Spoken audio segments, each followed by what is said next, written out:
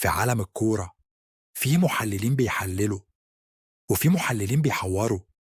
بس ميدو ده عامل مدرسة لوحده، كل يوم ليه رأي، وكل تصريح ليه نسخة تانية، والتراجع أسرع من أي هجمة مرتدة.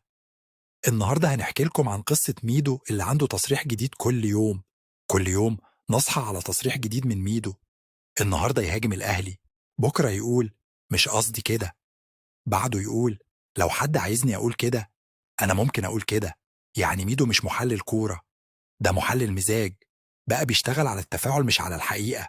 لو التصريح عمل دوشة يكمل ويزود، لو الناس هجمته يرجع يتغير كلامه ويقول أنا ما قلتش كده.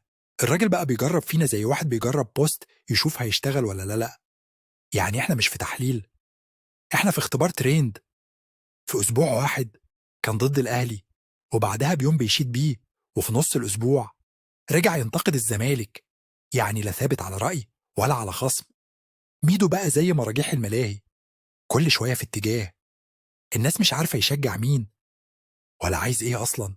ميدو مش محتاج قناة، ميدو نفسه بقى برنامج مستقل، عنوانه ما قاله ميدو وما لم يقصده ميدو وما سينفيه ميدو لاحقا.